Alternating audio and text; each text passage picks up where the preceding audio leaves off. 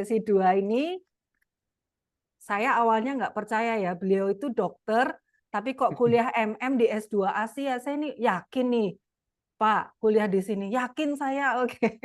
Oke lah. Karena orang kuliah itu yang dilihat adalah niatnya ya, Prof. Ya. Yang Benar lain-lain banget. udah lepaskan gitu. Nah, saya mau cerita, Pak Alpinus R. Kamboji ini adalah seorang dokter yang hijrah ke Papua karena memang ingin mengabdi di suku Asmat. Nah, yang menarik, Prof, waktu saya baca PPT-nya ini loh, ambulans kok tiga roda piye ceritane gitu. Benar, Ambulans kok benar. 3 roda. Kemudian ada lagi ambulansnya pakai getek gitu ya. Getek itu perahu kecil. Saya lihat bahkan perahunya itu ada tulisannya R Alpinus R Kamboji. Waduh, ini menarik banget nih. Kok ambulans rodanya 3? Setahu saya ya ambulans rodanya 4 gitu ya. Nah, kemudian di Papua beliau berhasil menggerakkan kegiatan gosok gigi. Nah, gosok gigi massal bukan 1.600 siswa, tetapi 1.600 sekolah, bayangin. Itu sikat gigi massal. Sayangnya di situ tidak ada Pak Jaya Suprana.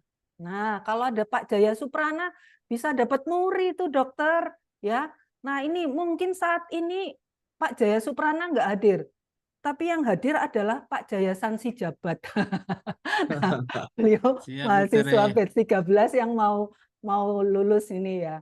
Nah, ini semoga Pak Jaya Suprana pada saat saya upload video ini bisa melihat kegiatannya Pak Alpinus nih. Siapa tahu, oh pernah melakukan ini. Karena Asia sudah punya 2 muri ya, Prof. Prof tahu nggak Benar. 2 Ya, muri kita? Apa? tahu dong. Rektor Apa coba? termuda. Satu lagi apa? Dan satunya lagi Bu Tere, kan saya satu. Loh 2. Kita sudah punya 2 muri. Kita ya nebeng-nebeng dikit lah. Pak Tanadi punya kantor ya Oh, Pak dengan Tanadi malah punya desain 2, Bu. 3 ya. berarti, Bu. Oh 3, iya 3. Ya 3 yang desain mural terbanyak dan yang satu lagi apa, Prof? Review buku terbanyak, Bu. Nah, berarti kita sudah kaya nih. 3 muri. 2 lagi dong supaya genap 5. Oke, oke.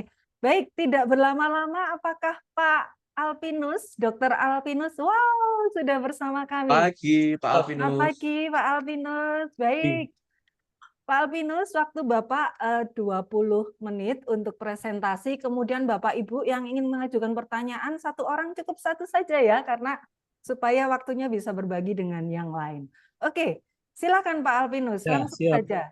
Makasih Bu Tere, Prof, teman-teman sekalian, Ibu Rektor, Pak Tanadi, Pak Yunus, dan seluruh staf.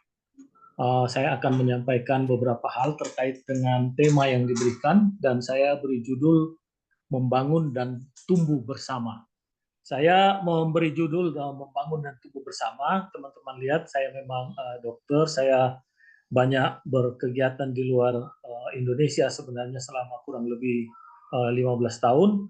Lalu saya balik lagi 2017 ke Indonesia, ke Malang rumah saya, dan 2018 itu kan ada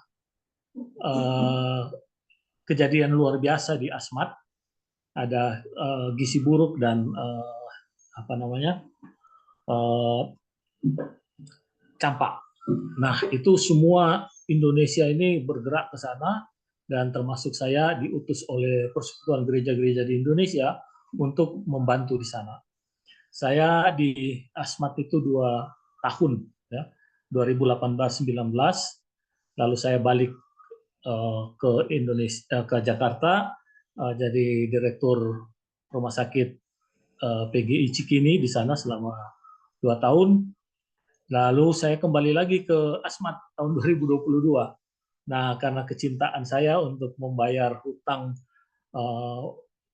pelayanan kepada masyarakat ya, yang selama ini kita terlalu banyak di luar, dan sekarang harus mengabdi juga kepada bangsa kita.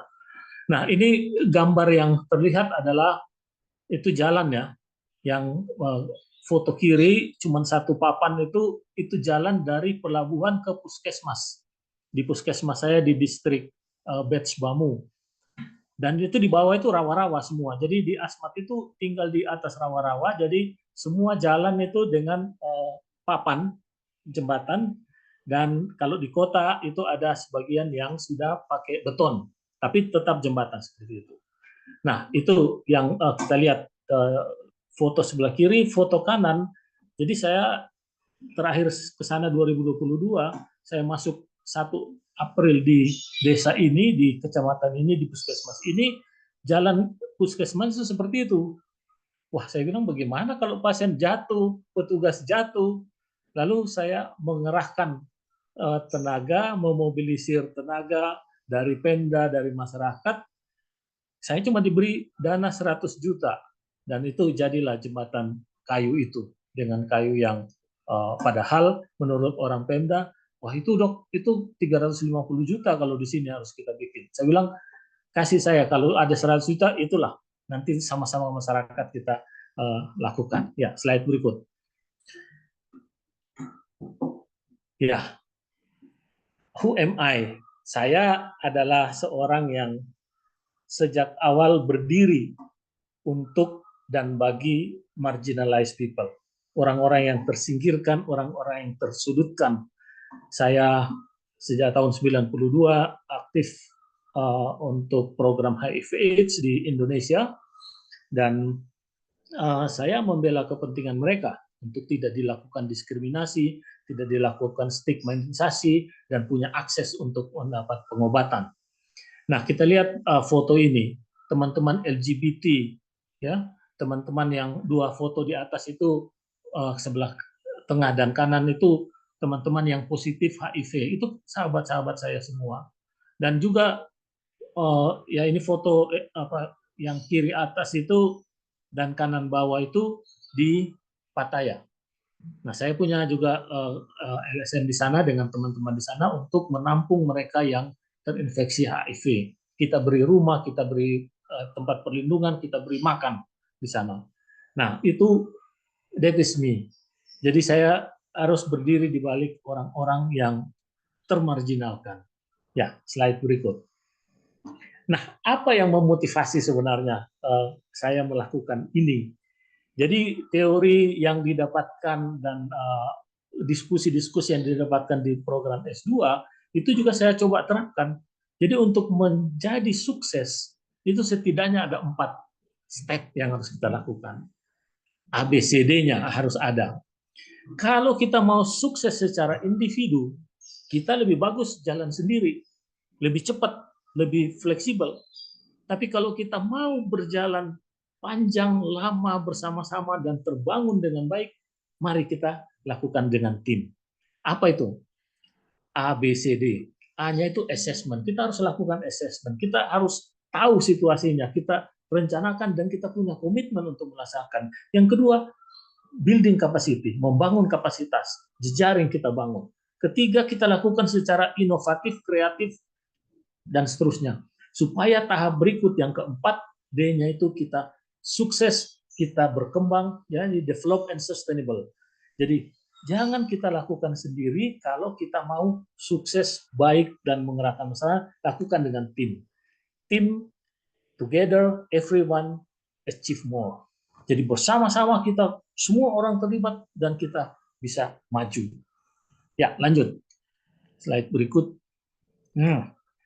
Tahap pertama, A-nya itu, lakukan assessment, planning, dan komitmen. Saya melakukan assessment, ya ini contoh di Asmat ya.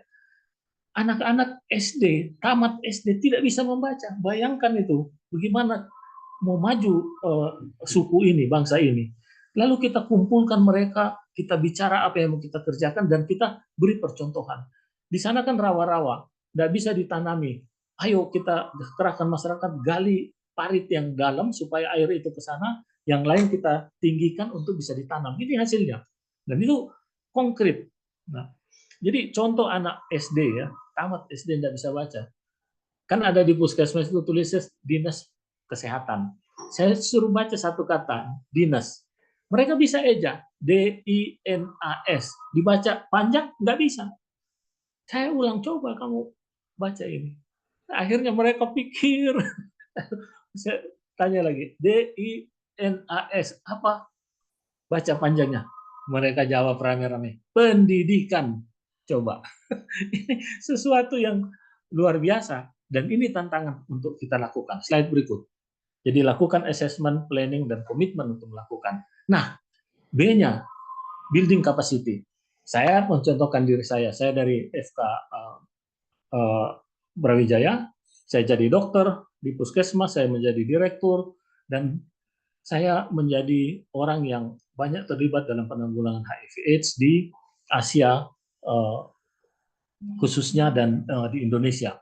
Banyak hal yang kita lakukan, kita coba menggagas bersama-sama dengan komponen lain, dengan jejaring yang kita kembangkan, dan ya ini beberapa yang saya lakukan adalah menggagas dan membentuk berdirinya AINA, Asian Interfaith Network on AIDS. Kemudian Interna, Indonesian Interfaith Network on AIDS. Baru bulan Juni kemarin kita kembangkan ada jejaring oikumenis untuk disabilitas di Indonesia. Nah, saya juga menggagas berdirinya AIDAN, ya, Asian Ecumenical Disability Advocacy Network. Jadi itu yang harus kita lakukan, membangun kapasitas diri kita untuk kepentingan yang lebih luas, bukan untuk kepentingan diri sendiri. Oke, untuk kepentingan sendiri, tapi kita untuk aktualisasi diri, tapi bagi kepentingan orang lain. Selanjutnya, nah, membangun kapasitas ini juga contoh bersama-sama, kerjasama dengan guru di Asmat, karena di sana tidak ada sumber air, sumber airnya itu dari langit langsung, ya, ada hujan. Jadi bagaimana orang bisa hidup sehat karena bisa dehidrasi. Jadi kita beli, kita sumbang, dan sumbangan itu kita kerahkan dari teman-teman membeli penyaring air itu. Nah, itu teknologi Jerman dipakai, itu satu biji itu ya 5-7 juta, dan itu bisa langsung diminum. Air hujan taruh di dalam, masukin, atau air dari kali masukin di situ, kita tunggu netes, sudah ada keran, langsung bisa diminum. Kan ini sesuatu, kalau mereka tidak kreatif, tidak inovatif, kita bawa teknologi yang murah, mudah, dan itu bisa untuk kepentingan mereka. Lanjut. Jadi building kapasitas. Nah, secara teoritis memang kita harus punya outcome and impact orientation. Jadi harus berorientasi pada dampak, bukan hanya sekedar pada output. Kalau orientasi dulu, pokoknya ada program kegiatan, hasilnya bagaimana, dapatnya berapa. Tapi sekarang lebih luas lagi, lebih lanjut, dampaknya yang kita butuhkan, orientasinya ke sana. Dampak sekarang saat ini perubahan perilaku dan dampak yang lebih luas, nanti saya kasih contoh. Lanjut. Nah, ini yang Bu Tere bilang tadi.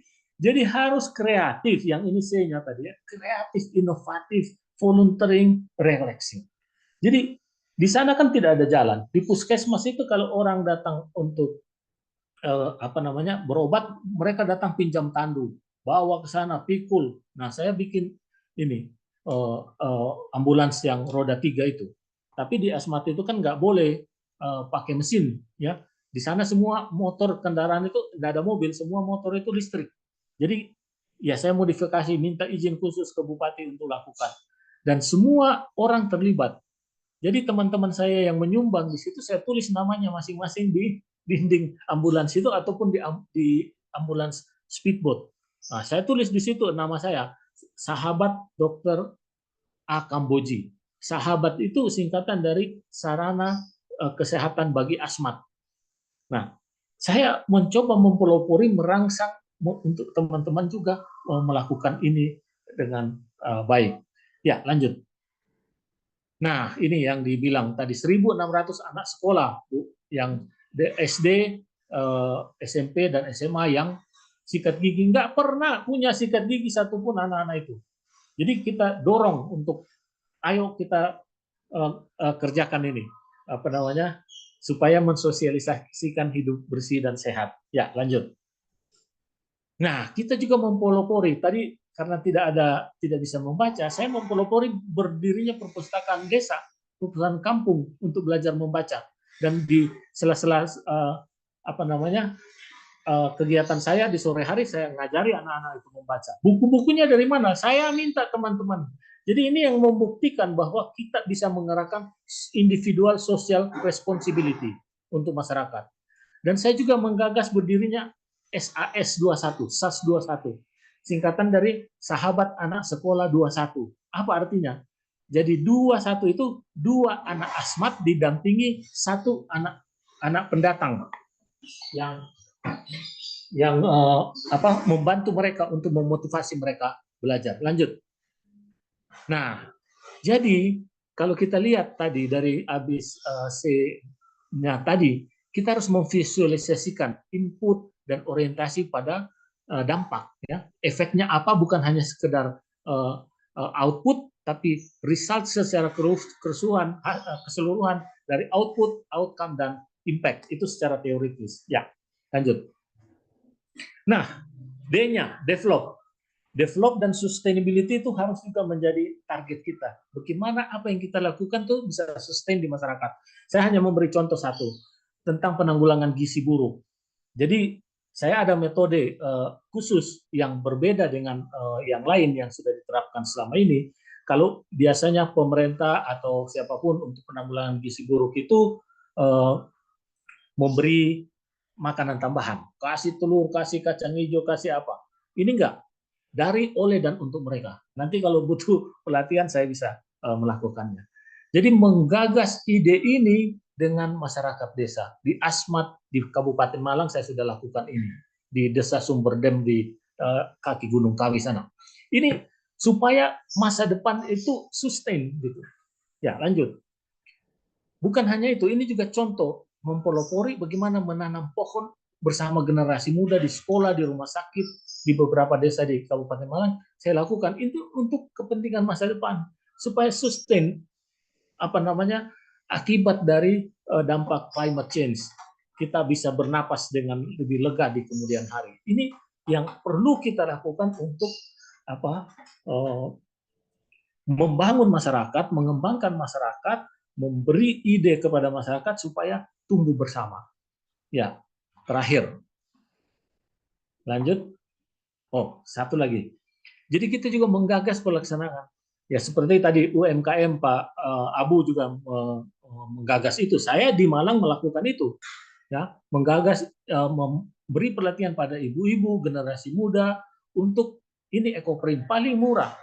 Mudah, murah, bisa dikembangkan dan dijual. Nah, ini produk yang teman-teman lakukan ini saya bawa ke India, saya bawa ke Hong Kong, saya bawa ke Korea dalam tugas-tugas saya dan saya jual di sana. Nah, itu dapat income dan belum lagi yang kita jual di sini di Indonesia. Ya, terakhir. Nah, pertanyaannya adalah apakah kita mau begini-begini saja atau melakukan sesuatu terobosan yang berbeda dari yang dilakukan oleh orang lain. Saya biasa menggunakan untuk stunting, pencegahan stunting dan gizi buruk, metode yang dinamakan positive deviance. Penyimpangan positif. Kita harus melakukan. Jangan yang biasa-biasa saja. Kita lakukan yang menyimpang, tapi menyimpang yang positif. Itu yang perlu kita kembangkan. Kita dorong. Jadi seperti tadi, input, outcome, dan impact itu kita harus lihat lingkupnya di dalam input dan aktivitas output itu lingkupnya apa yang kita sudah lakukan. Harus dikontrol dengan baik. Tahap kedua untuk mempertahankan outcome yang baik, perubahan perilaku, ada relasi yang lebih berkembang, dan kita lakukan secara praktis dengan baik, itu kita mempertahankan tanggung jawab di situ yang sudah terjadi. Dan dampak jangka panjangnya, bagaimana terjadi perubahan kondisi hidup yang lebih baik.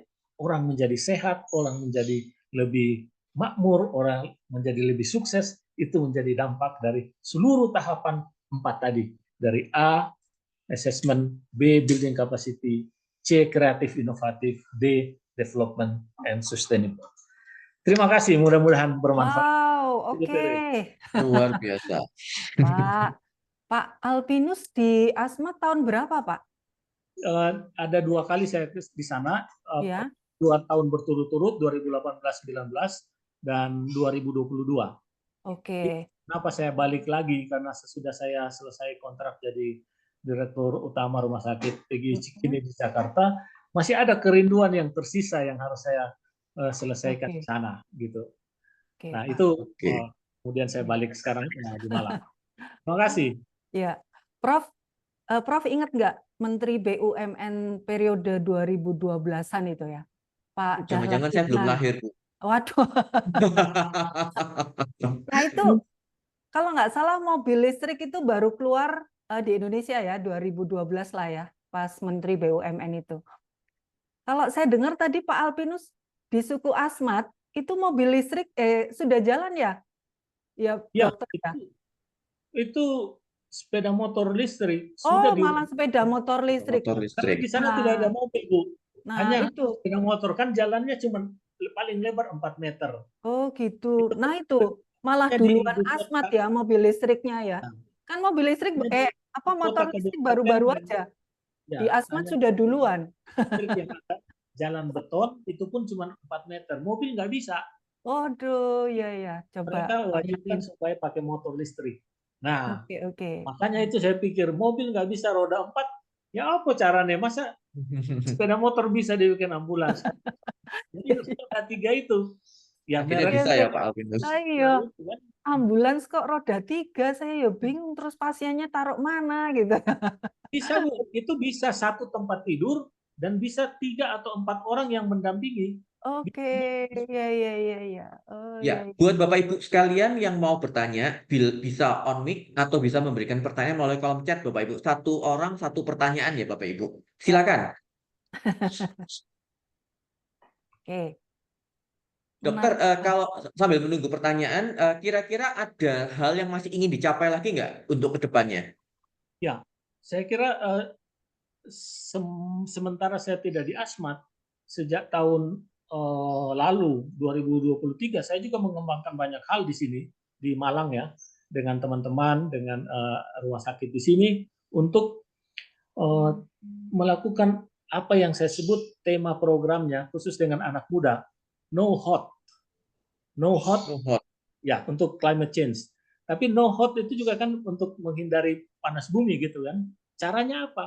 Kita lakukan no hot, singkatan dari now, one house, one tree.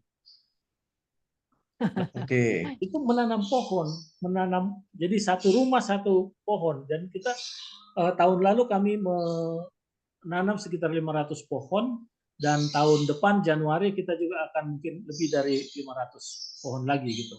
Luar biasa. Ini ada satu penanya langsung Pak Alvinus dari Pak Benus Syamsiar. Silakan Pak, satu pertanyaan. Baik, selamat pagi Pak Alpinus dan rekan-rekan semua. Pak, setelah melihat pemaparan Bapak sungguh luar biasa apa yang sudah Bapak lakukan di Asma, Tuhan memberkati Pak. Lalu pertanyaan saya, setelah Bapak tidak lagi melakukan karya-karya pelayanan di Asmat, apakah ada yang melanjutkan Pak? Melanjutkan, karena kan pasti kehilangan masyarakat di sana Pak. Sustainability-nya bagaimana? Nah, demikian, terima kasih Pak. Ya, nah itulah yang kita coba mengembangkan dengan tim, ya, tim. Jadi saya mewariskan ini kepada puskesmas dan Pemda. Jadi mewariskan itu semua saya tinggalkan di sana karena itu sumbangan individual social responsibility tadi dan mereka sudah melihat contoh bagaimana melakukannya. Nah, itu bisa diadopsi. Ini yang menjadi kunci daripada untuk bagaimana how to develop and sustainable. Itu kira-kira. Jadi saya pun sudah memantapkan diri untuk tiap tahun saya ke sana untuk melakukan kontrol. Jadi nanti bulan Oktober saya juga ke sana melihat ini sekalian ada bakti sosial dan lain-lain supaya ini bisa tetap terjaga gitu.